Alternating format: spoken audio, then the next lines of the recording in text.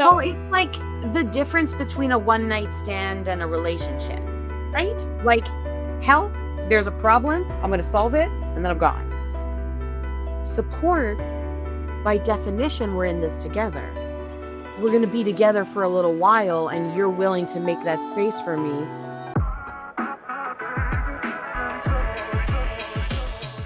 Hey squirrels, welcome to AVHD, where ADHD isn't some clinical diagnosis, it's just life. I'm AV, your always honest tour guide through this beautiful mess. Over here, we're not about fixing yourself. We're about figuring out how to actually enjoy your life as you are. So grab a snack and let's go. Someone told you a story about yourself. Maybe it was a teacher, maybe it was a diagnosis, maybe it was years of trying to function inside systems that were not built for your brain, and slowly absorbing the message that the problem was you. You were too slow, too distracted, too much, not enough. You needed too much support. You needed too much time, didn't fit the mold. And here's the thing that nobody said out loud: the mold was broken, not you. Today, we're talking to someone who has spent her career proving that. One book, one edit, one neurodivergent creative at a time. Hey, squirrels, welcome back to AVHD. Let's get into it. I am joined today by Stephanie Watterson. Stephanie is an editor, author, DEI specialist, and sensitivity reader based in Victoria, British Columbia. She's the author of Septtopus, a children's picture book about an octopus born with 7 tentacles. And what makes that different is also what makes it extraordinary. She served as the Disability and Inclusion Fellow at the Walrus.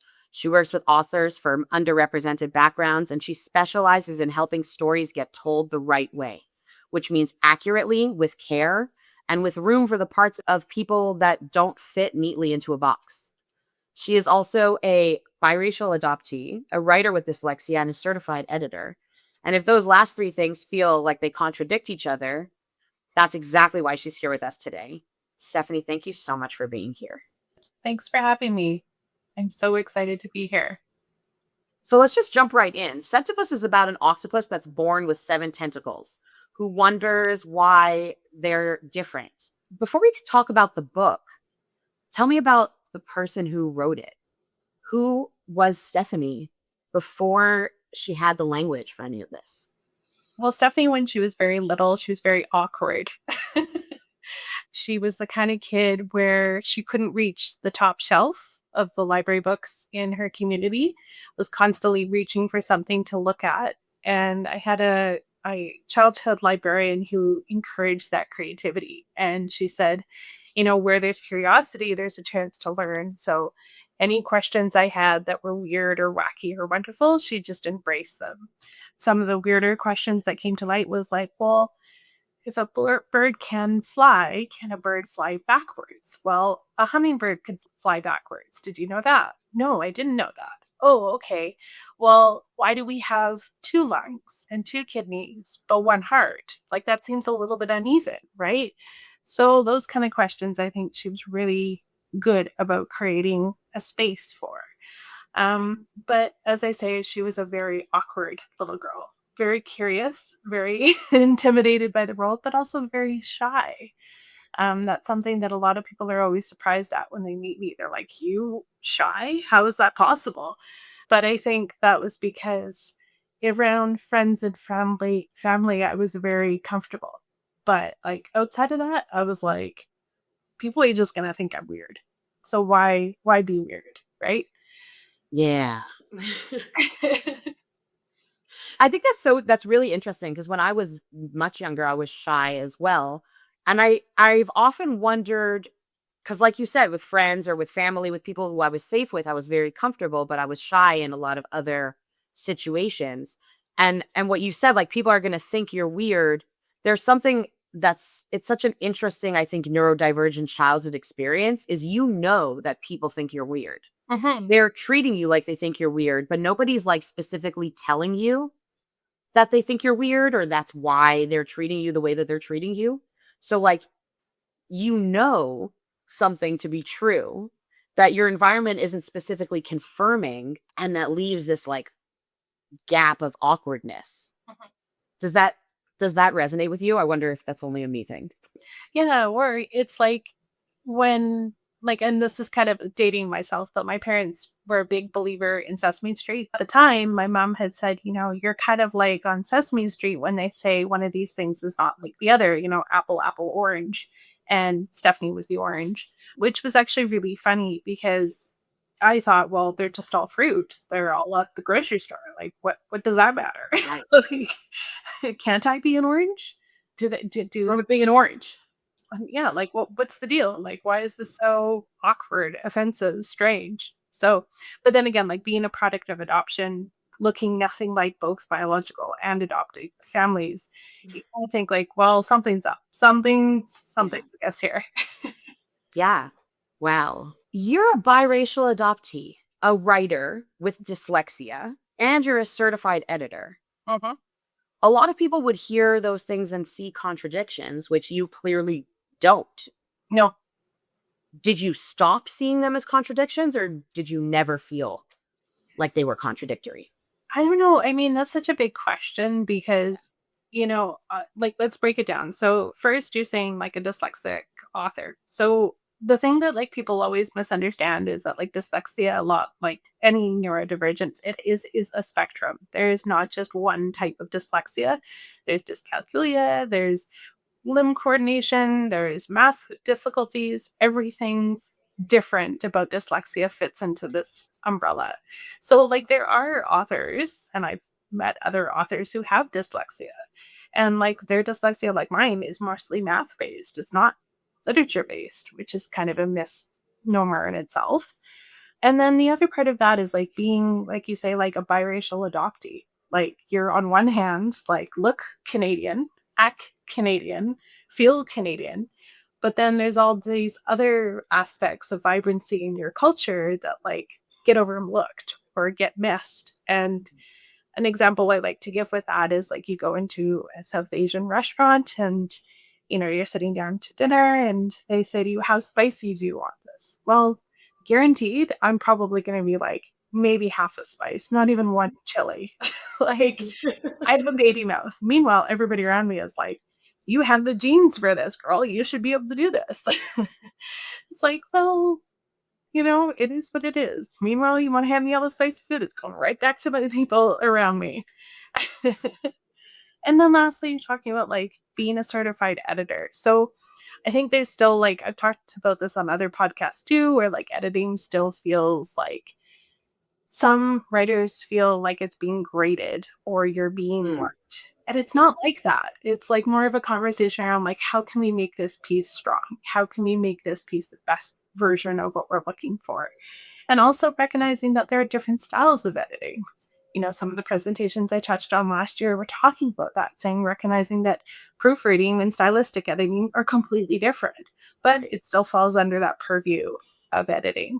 So, to kind of like a long answer to give you to say that, like, yeah, I guess I've been comfortable with like the gray, the unknown, the in between for a while, but also because, like, if I'm not going to do it, who will? And like I think in that world, like if you're the only one doing it and then you start seeing other people doing it, you're like, oh thank goodness, there's more of us. I'm jealous Mm. of not just this endangered species that like is out there in the world. So which feels really good. So I remember that my parents, when I was younger, they were very frustrated that I was like such a gray living person. Like I live in gray matter. That's where I live. Black and white, I see it. But like for me, black and white is there to define the ends. Like you need to know where the end is. But all the stuff in between is some shade of gray. Even if it looks white or it looks black, it's still a shade of gray. mhm. So bringing us back to Septopus, where did it actually come from? Was there like a specific moment or a feeling that became this book? So for me, it was actually this was something I had talked about on another podcast, and it's a good question because like I think a lot of people always wonder how she came to light. But I was actually traveling overseas in Cuba, and I was sitting on the beach, and that was my first big international trip, a whole 16 years ago, if you can imagine. And I was sitting on the beach, and this pelican flew down in front of me, and I sat there and watched this amazing aviation flight experience and then realized, oh, I have an idea I got to write down. So I went to the bar, grabbed some paper, some napkins, wrote it all down, shoved it in my journal, and just like left it there for a good while. And then friends and family were like, hey, what are you doing with that children's book? And I was like, nothing. What are you doing with that children's book? Like, what do you mean? Like, so that's kind of how that started. And you know, I also love say that. which is kind of strange because people are like, oh, it must have came up very recently. I'm like, well, you're cute for thinking that, but no, it's actually been around for a lot longer. So That's very personally validating for me because my concept for a children's book I put down on paper like 7 years ago at this point. well, yeah, that's what I'm saying. Like these, I'm like, cool, it'll come back around. I'm so excited. but that's exactly what I'm saying. It's like I think people sometimes feel, Well, I don't know what the word is, but like obliged to do something with it right away instead of taking time out to be like, hang on a minute here, like, what do I need to feel successful in this? Is this the right time? Do I want to be known as this? I'm like, that's a lot of pressure for a writer, but like you'll know intuitively. And I say this a lot of the time with clients, a lot of the time with other communications people that I work with, that timing, yes, it is everything, but it has to feel right. If it doesn't feel right, like correct this time, then don't do it. Only do it if it feels right. Because you don't want to be putting something out there and be like, yeah, I guess I did that. You want to have the backing and the strength and the confidence and the volition to go behind it. And a lot of the time, like writers are very shy, introverted, hermity, creative people. And not all the time they want to be in the spotlight, myself included. So, you know, I get where people are saying, like, yeah, it took me 7 years to write this book. I'm like, I hear you. Like, it's a lot. And not just that pressure, like to like perform, which is a whole different conversation. Does that make sense? totally. I have a particularly ranty podcast episode where I talk about society's obsession with like finishing what you started. Right? Right. Like, why do we do this to ourselves? Like, First of all, on whose fucking timeline?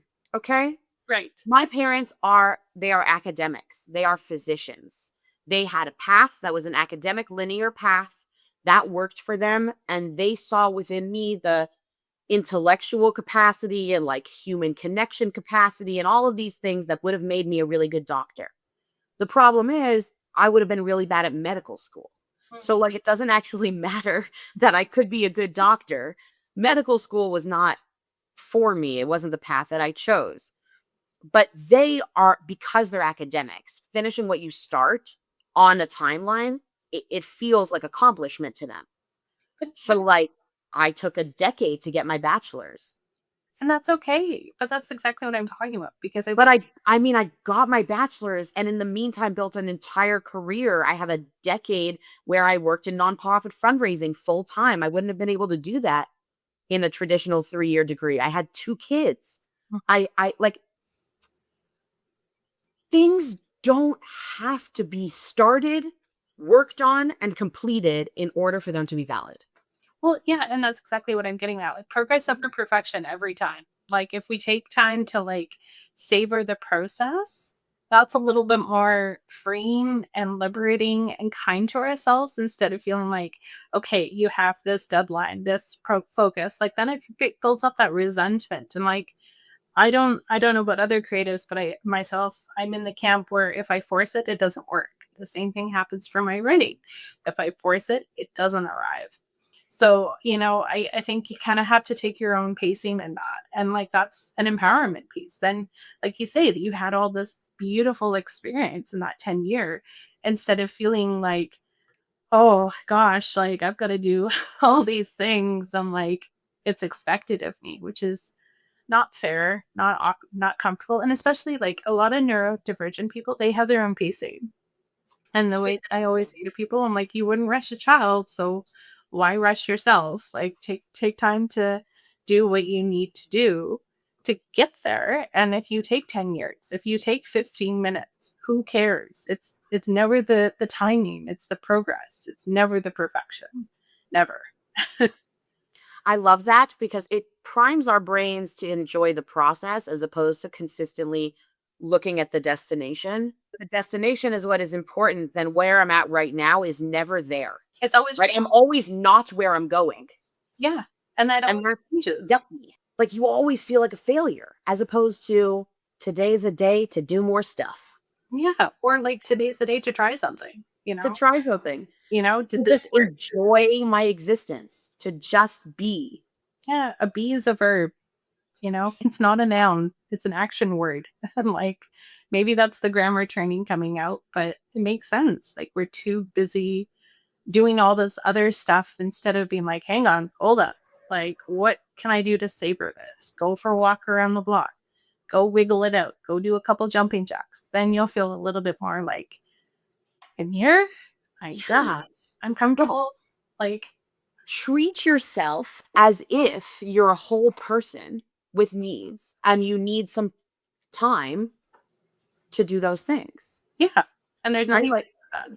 That experience of being the whole person. And I mean, that's something that Septopus carries as well in the message, is that a disability label doesn't define the whole person. No, it doesn't. And like I think that's the sad truth is that like it's a big word, you know, like I've really ruminated and reflected on that word because disability as a little girl was always like, to be honest, was always considered derogatory. It was like, oh, you're dumb. Oh, you're daft. Oh, you're slow. Oh, you have a disability. And then I was thinking about this, and this is actually like a really strange story, but it makes a lot of sense. But like, you know, when you're working on a computer and you have too much going on and the computer is like freaking out slowly but surely, and it's like, if you put another tab on there, girl, I'm gonna freak out. Yep. And then this little pup comes up and says, this app has been disabled. I think of neurodivergence like that, where we have all these things going on in our head. And at one little pop-up, you can ignore it. It's still going to pop up. You can close it and fix it and work on it, but it's still going to pop up. And like that to me feels more apt to the definition of disability. But disability just is 3 letters shy of ability. Like it's the way of saying something can't. Well, surely to goodness, we all can do something. You can tie your shoes. You can be on time. You can show up. You can meet a client. You can go for a walk in nature and enjoy the sounds of spring. Like you can do something. Just because you can't close this pop-up in time doesn't mean you have an inability. Like, come on, when did that bar become high? Like, we can all do something. And like that's probably why disability got such a derogatory reference. Because like, oh, you can't see, you can't hear, you can't process, you can't write. Well, wait a minute. If I can't write, can I paint? Yes. If I can't read, can I draw? If I can't walk, can I run? Can I ride? Like, and I think that's what's changing in the neurodivergence community is like that languaging is still kind of hiccuping and hopping its way through. So, but like I say, it's just like for me as a little girl, disability was like almost a dirty word. It was like, you have a disability?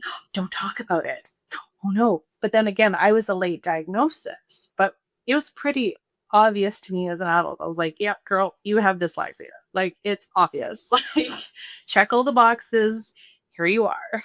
Like, so, like, and that, I don't know if that makes sense, but to me, that's the way I've always, and that's probably why I say, you know, disability, because I think it brings up that big conversation. And just like Septopus, like she doesn't find out till the end of the book that like it's actually her own strength that like helps her carry what she needs to carry instead of feeling like, oh, everybody around me has to do all these things and I have to lean on these people. No, she had her own strength from herself. And that's just people work, you know?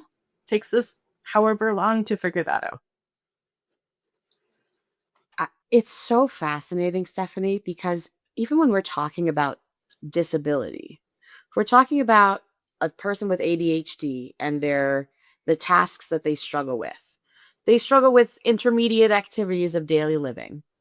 Cooking, cleaning, laundry, things like that. Things that have multiple tasks around, right? Right. Intermediate activities of daily living are not a measure of intelligence or ability with any other metric system at all, except for how able we consider somebody with, for example, in this case, ADHD to have. And I'm like, okay, cool. I can do a load of laundry, but not easily, not with the anticipated ease of the difficulty of the task. But you know what I can do? You can talk to me for 10 minutes and I can lay out your every single problem of whatever it is you just told me. But that's what I'm getting at.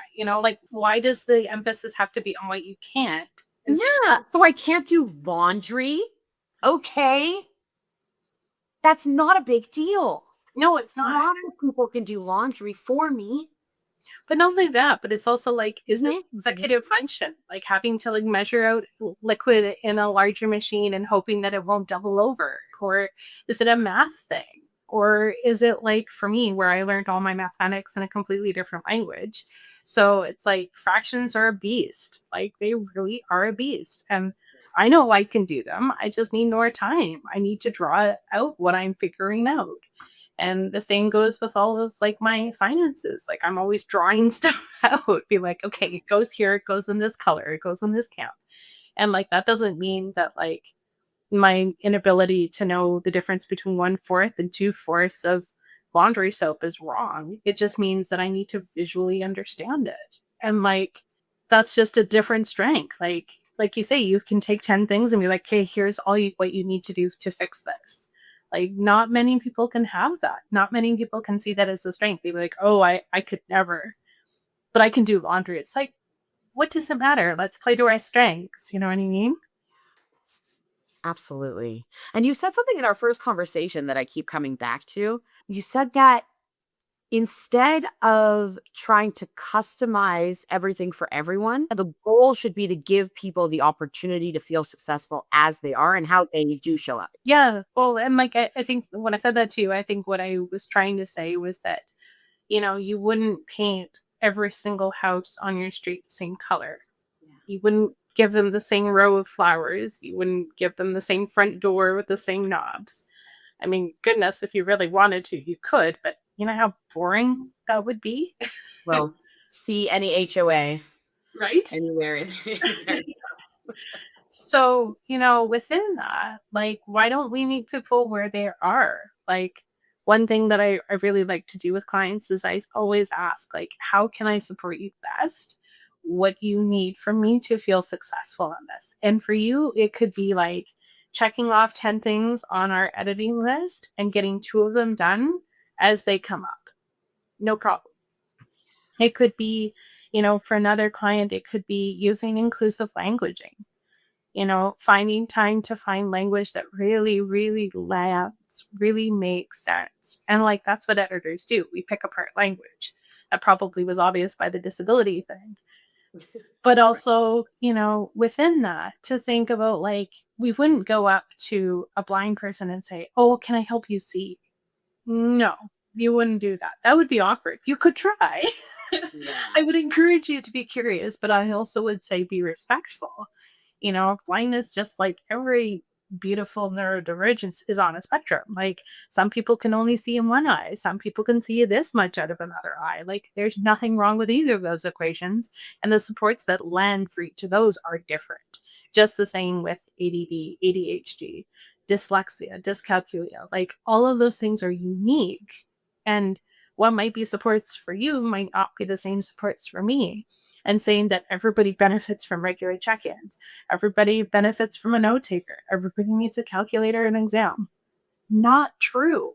Like if we take time to like figure out what people need, most adults will come to you and be like, hey, this is my weakness. This is what I need to work on. And that's where we start to say, okay, how can I support you with that? How can I juggle this with you? Can I walk this with you? Or do you need to go back and grow and learn from this? And like, I kind of think of the example in school when I was struggling. I had an instructor. I had went to 2 different schools, one school in my later years and one school in my younger years. And in the later years, the one instructor came to me and she said, you know all the answers. You just don't know how to put them on page. And she said, I've watched you draw out the 4 chambers of the heart. and explained that the aorta looks like a macaroni and that like one chamber always is more active than the other. And one is called syastic and diastic. And it's kind of that up down beat in music. But when it comes to the exam, you're not going to remember that. Yeah. So why don't you just draw me a picture? And when I could draw that picture, it was like, I figured it out. Like I could show her, but without having somebody say, you have to memorize this, or this is a different way to memorize this. There's nothing wrong with that. And like even still today when I'm memorizing things, I'll memorize it to a song. Like I can memorize Choreographer Week because of dance. But if I have to memorize something, I'll like put a song to it. I'm like, okay, the alarm code is set to, in the middle of the night, I've been walking in my sleep, turn on the alarm, press in your coat. Like it's just little things like that like I think if we knew how to play to people's inabilities and find clever ways to try things, that's way more fun than like cookie cuttering it and making it all the same color house. You know what I mean? Like it just 100%. makes sense, right? Like And 100%. In our last conversation, you called me in with something that I really appreciated, and you made a distinction in our conversation because I said that I want to know how I can help you, and you said try support you instead of help you, yeah. which is interesting for a bunch of reasons. First of all, I'm a social worker and I know what you're saying is true. I also know that from my own experience that I would much rather support than help. Hmm. And I still fell into the trap of it's almost sounding like the same question. They're not. No. Walk me through what's different. And you started to already, but what feels different with help and support? So when we say help, again, it's like that helper, like somebody that needs to do something for you. Oh, I'll help you tie your shoes. Oh, I'll help you wash your kids. Oh, I'll help you pick up your laundry because you forgot about it in the washing machine on Wednesday night. Again. Again. Yay, shared laundry. Within that, like taking time to be like, hang on a minute, like a person with a disability doesn't need somebody to do something for them. They need somebody to walk that road with them. And I mean, I've been working very closely on a Q&A with actually like another disability editor, which has been really fun because she's just such a joy. But within that, it's been really interesting because it really reaffirms the idea, the difference between helping and supporting. When we say we help someone, it's kind of like out of like that old-fashioned service module, like saying, oh, how can I help you? Well, it's me inconveniencing you and saying like, oh, you need help with this. You need to figure this out. Why can't you figure this out? Oh, I have to do this for you. You're slow. You're disabled. You're dumb. You're daft. It's not that. Support is the opposite. It's to say like, how can I support you? How can I carry this with you? And it could be like, I need you to make a list of all the stuff we need to do this week because I am not going to remember. And girl, I am a list taker extraordinaire. It could be a life skill even. But within that, saying like, what can I do to support you? Do you need to talk to me on the phone instead of putting together a big report? Do you need to, remind you when we come into work that like it's quiet time for the first hour? So reception knows when they see you, hey, don't forget it's quiet time for the first hour. Just so then like you're reminded, but you're not being told you should know this. Why don't you know this? Which is a different angle. And like I think that we've really lost this in society. Like we think like, oh, we have to help people. We have to be good people. But by supporting people, we're walking with them and we're letting that autonomy and that independence go back on the person that's asking for help. Because a lot of people just don't want to ask for help. But if you say, how can I support you? Do you need me to take this away from you? Do you need me to walk this with you? Do you need me to grow with you? What do you need? There's nothing wrong with that. There's nothing awkward about that. And like you get to see some pretty cool results. Like one example I gave was actually when I worked with a client and I'm still working with her. And I had said to her, I said, I'm so sorry. Like my brain is in 12 places. This week is like, woo, crazy week. And she said, no, that's okay. We can make time for a phone call. And I was like, I would love a phone call, but phone calls take a lot longer for me. Can I just give you like my bulleted list of like all the stuff that we need to do? Yeah. And then can you come back to me and tell me if you have questions? That would help me best. And she's like, yeah, I got you. I can support that. And that's where that languaging started to change, because it was like, instead of saying help, we're not like coming in on that helper horse. I can do it for you, instead of being like, hey, can I walk this with you? Can I grow this with you? Can I do this with you? Like, again, we wouldn't go up to a blind person and be like, can I help you see? Well, it's like the difference between a one night stand and a relationship. Right? Like, help, there's a problem, I'm going to solve it, and then I'm gone. Support, by definition, we're in this together. We're going to be together for a little while, and you're willing to make that space for me. Now I can, like, breathe a bit and maybe soften and maybe actually think about and figure out what I need.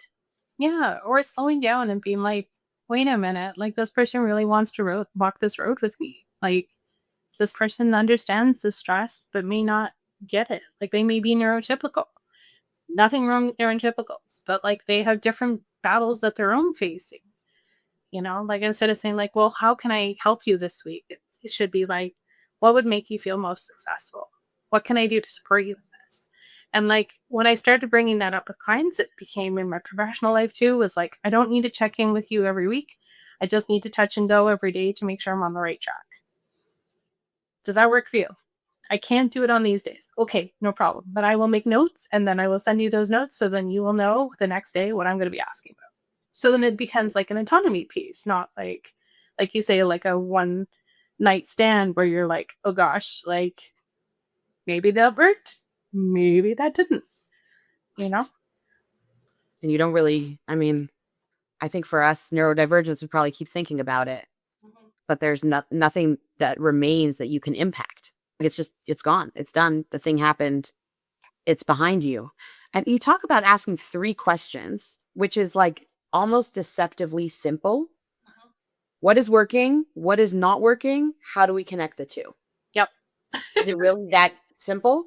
Yeah, it is. I mean, like, the question I always ask clients at our midpoint is, what's working for you right now? Like, what can we keep doing to nurture this relationship? Or by contrast, like, what's not working? Like, am I asking too many questions? Am I not understanding your ask? Am I calling at the wrong time? Is this too early for you? Is this too late for you? Like, all of those things, it's good for us to know. And then also, like, okay, if like calling at 8 a.m. is too early for you, then let's do 10 o'clock, So then it's still honoring the like lack of 8 o'clock, but still honoring the need for a morning chat. Like, it's a compromise. And like, I think once we know what doesn't work and once we know what does, the obvious solution is pretty clear sometimes. I think we honestly make it way more complicated. And I always ask clients at the end of working with me, like, would you work with me again? And if so, why? And if you wouldn't work with me, what didn't work? Like, what would we have done differently? And sometimes that's a loaded question for clients, because clients are like, oh gosh, like, she really doesn't want to know. And I'm like, just tell me. I would Like, rather please, I love information. like, I would rather the truth than like just holding my breath and hoping for the best. Yeah.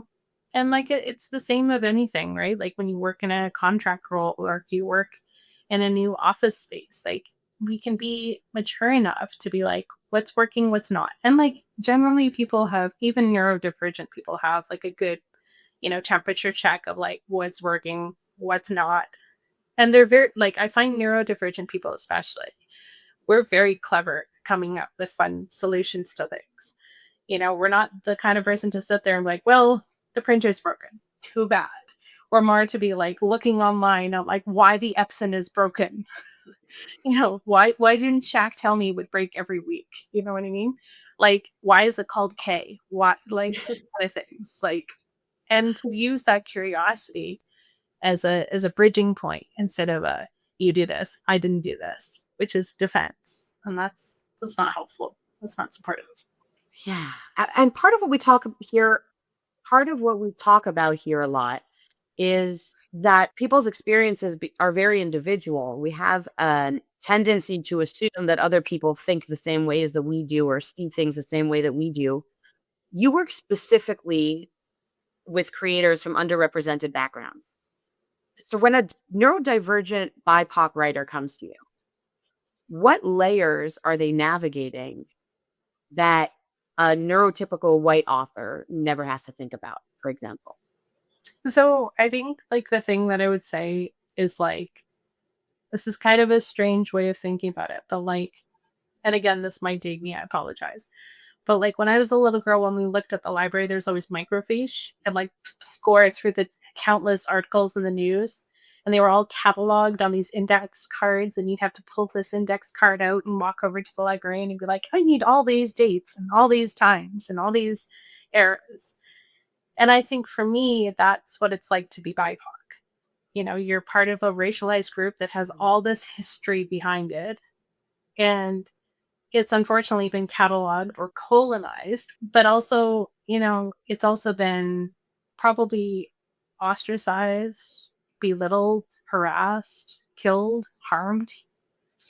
And now what's happening is there's reconciliation. It's taking back those words, taking back those experiences. And I think that's the part that I love working with the best with people is like, this experience is so hard, but you're going to walk out of it and feel like you've accomplished something or that you've touched on something that you didn't think you knew.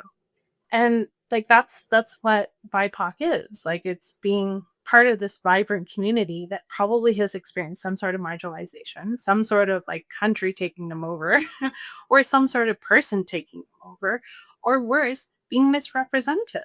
You know, like I think of the example, and this is something that I really relate to, and like don't take me wrong, like I'm not indigenous by any means. But the example that was given to me when I was first learning about Indigenous history was that a lot of Mehif or Mischief or Métis women, when they first found out that they were Métis, they would just say, I'm just Canadian. They would just cut that out of the equation because they didn't want the government to know that first one side would be very Indigenous and like had all the negative connotations that came with that. But then also by doing that, they embraced all these European things. And look how beautiful that has come out. We now have ribbon skirts. We now have powwows. We now have two-spirited people coming forward. Like, how cool is that? Like, that is reclaiming that ancestry. And I think for me, like, that's kind of how I see, like, unpacking those layers of, like, how do you land? What do you want to get out of this? How does this work? What are the things you're wanting to do? And it doesn't have to be cultural. Sometimes it could be a sexual orientation. Sometimes it could be coming out, into a different part of your life. It could be being adopted and be like, oh gosh, like I don't know what to say. Like I'm reconnecting with my adopted family and I want to write this whole story and I don't know how to deal with it. Sometimes it helps to have somebody just walk with you and be like, hey, you're normal. This is a lot. That's okay. Take a breath. So like I kind of think of like unpacking those layers as more like a microfiche where we have all this cataloged history, but it's not all the history that's there. And again, like to use an Indigenous example, it was like a lot of their storytelling wasn't written down. It was a lot of it was passed on like verbally. And that's probably why still today as a writer, I'm like, I gotta do more podcasts because those are the stories that matter. Those are the stories that kind of give you a different way of looking at storycraft. And not all storycraft is sitting down and writing. Could be anything. Does that make sense? The question was a neurotypical white author. Okay. So that we're putting that as our baseline of like, you know, whatever. Everyone in their individual life has different things that they need to navigate, has different experiences that happen to them, have different perspectives and different religions and different families and different stuff. But if we're taking neurotypical and white and presumably straight as our baseline, presumably male, then anything that you're adding on top of that is different from that in any way is an additional think. And that thing has all of its other things. It's not just one element and like, okay, now I understand this, I understand everything. That element connects to other elements and those things connect to each other. And it's not only your story, it's the story of your people, it's the story of your history. It's unpacking your personal experience and your cultural experience through writing, which is essentially creating like pure creation. And that's a person's soul. Like they're pouring that out for you. But it's not just pouring out the soul, but it's also like, as much as we find neurotypical people confusing, they have a story too. Like they have very interesting views on the world. And like my husband's neurotypical. The example I always give is like if you want something very straightforward and like no fuss, he's your guy. I'm like the 50,000 options. Like, I choose your own adventure. But for him, the thing that I see as a strength with his neurotypicalness is that he often says, no, that's all it is. Like there's nothing more to that. And that's a reminder to me as somebody who's neurodiverse to be like, wait a minute, this has a place too. There's nothing more to this. There's nothing beyond this. This is just at face value, something as simple as breathing. I'm overcomplicating it. And like, I think we need that balance in society. And it's the same thing with like being biracial. Like, there are a lot of awful things that have happened to a lot of Indo-Canadians. And we're just learning about those horrible pasts. And unfortunately, like whether we like it or not, a lot of them stemmed from because they looked different. Yep. And I think that is really like a whole different conversation. But the first step is recognizing, like, yeah, that is part of my ancestry. Like all these people who were like shamed and guilted into being something that they weren't. Kind of like the Métis women when they first announced that they were just white, just Canadian, because they didn't want to unpack that. So, whether it's protection or painful, I don't know. It's a bigger conversation, but I think as editors, as sensitivity readers, as authors, it's our responsibility to come forward and tell those stories, because I don't mean any disrespect to anybody, but I would hate for a non-adoptee to tell an adoptee story about being adopted. It wouldn't be accurate. It'd be like, well, what do you know? Like, how does this work? And like, maybe it's just a lack of understanding. But like, I think the more allyship we can create for people, where like an adoptee can come to a non-adoptee and be like, hey, like, how does this work? Like, tell me more. Can we work on this together? That's a consultancy. That's allyship, instead of being like, I know everything. It falls into that helper camp again, which is awkward. I'm like, not the good awkward. Not awkward in a bad way.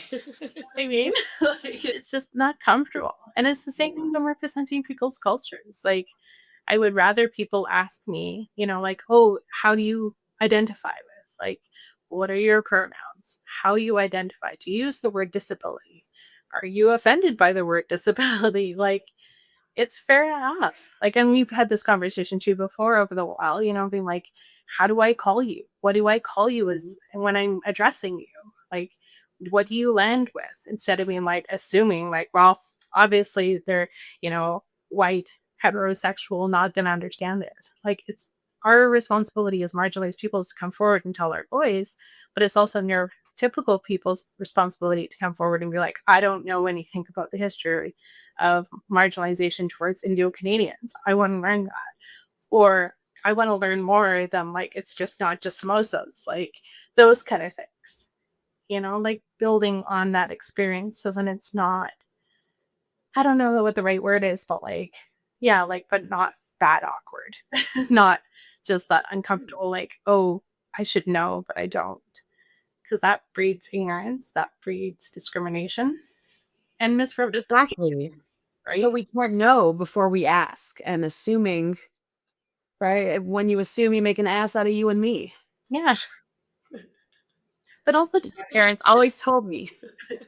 but also discrimination. Like, I think like when we learn something, we come from a place of education and empowerment versus like, well, like all of this culture is certain ways, certain representation. And like a friend of mine, she's quite near and dear to me, and she's from Nigeria. And people always say to her, like, "Oh, are you affiliated with that Nigerian prince? Do you remember that scam?" And she said, "No, actually." My husband and I came here because we moved here from the States. We didn't like what was happening to people in our culture from that part of the world, so we moved from the States. But before, we lived in Nigeria. And like, if you want to learn about my culture, just ask. And many times I'm asking her, like, how does this work? Do you guys have arranged marriages like we do? Or like, what do you do when a child is born?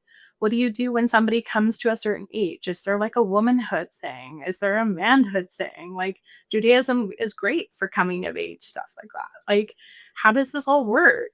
And she's just like, it is such a big conversation, but please just ask. And like, it's been fun to like learn her culture, and her, in doing that, she's teaching me more about my own identity. So, it's fun. Like, I think we have to. It's our responsibility. Sorry, that's a pretty long answer. I love what you're saying about it being the responsibility of the marginalized to even explain the concept of marginalization to people who just don't know. I don't know. I was chatting with somebody once, and I asked a question about Christianity that I guess was like a very basic question. I don't remember what it was, honestly. And he looked at me weird, like, everyone knows that. I think I asked who Paul was. And he was like, what do you mean everybody knows that? And I'm like, I mean, I'm Jewish. Like, I stopped reading after the last book of the old one. Like, that's where I stopped reading. So I genuinely don't know. And I'm not trying to be disrespectful. But what was interesting to me was his assumption that like everybody knows Christian lore. Whoa. And I was like, that's such an interesting like starting point. It's so funny because like I had a similar experience where I this is kind of silly to share, but I had worked when I was younger. I worked with kids, and I had a little one who, he would identify me as Neffy, and he had mama, and he had Neffy, and he had daddy, and like the three most important people on this little human's life.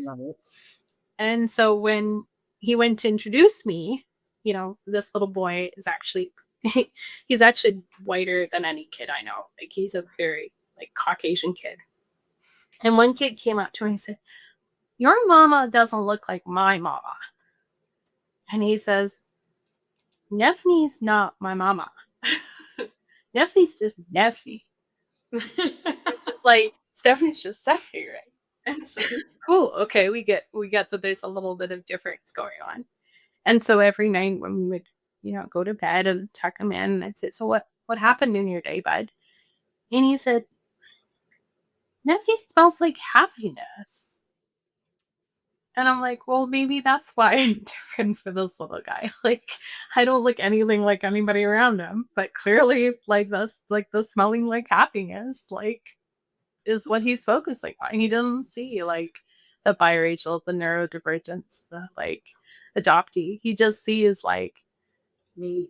Neffy, obviously. And I think we lose that as adults. We're so quick to like label and like expect, instead of being like, hold up, like, you're you. It's that simple.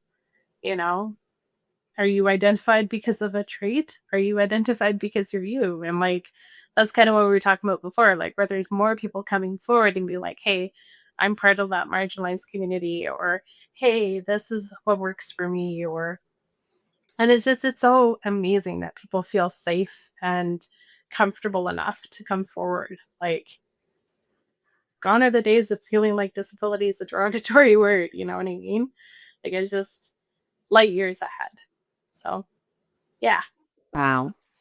Stephanie, this conversation has been like so much more than I hoped. Before I let you go, where can people find you? Where can they find Septopus? Where can they find more of your work? So if you ever want to reach me, you can always reach out to the team here, and then they can connect us via email. I'm happy to connect that way. Or I have a website. That's another way to reach me. I'm on LinkedIn. my post probably every week with like updates on what Septopus is doing or what she's not doing, because there are some seasons where she's hermiting. But I would say, like, if people just want to reach me, just, connect either on socials or like, and if you're wanting to purchase copies of the book, there's copies on Indigo, there's on Amazon. I know those are big places for people to purchase stuff, but if you're in Victoria, there's actually a place called Russell. They have a couple copies of her book. And also, like, I'm hoping to get more copies in local libraries. So if you do know somebody at your library that might want Stephanie or Septtopus to go for either an event or like a children's book event or like anything like that, anything neurodivergent, anything BIPOC, even adoptee, just reach out. Like, I'll let you know either way. So, yeah. Amazing. And links, as always, in the show notes. Thank you so, so much, Stephanie, genuinely. Well, you're welcome. And Squirrels, you were handed a story. Maybe it was handed to you by someone who didn't know what to do with your brain. Maybe it was a system that needed you to fit a box that you weren't going to fit into. Maybe it was years of quietly absorbing the message that your extra tentacle was the problem or your lack of tentacle was the problem. But really, it was just evidence that you were built for something that the ocean hadn't mapped yet. Stephanie's book is called Septtopus, and what I love about that title is that it doesn't say 8 tentacles is the goal and 7 is a deficiency. It says, this is who you are. And that's what Stephanie has been saying this whole episode. Now let's figure out what you can do with it. That is the work, not fixing the tentacles, not getting to 8, figuring out what color you want to be. So stop asking how to have fewer tentacles. Start asking what color you want them to be. You are not broken. The system is. Let's build a better one. Bye, squirrels. See you next time.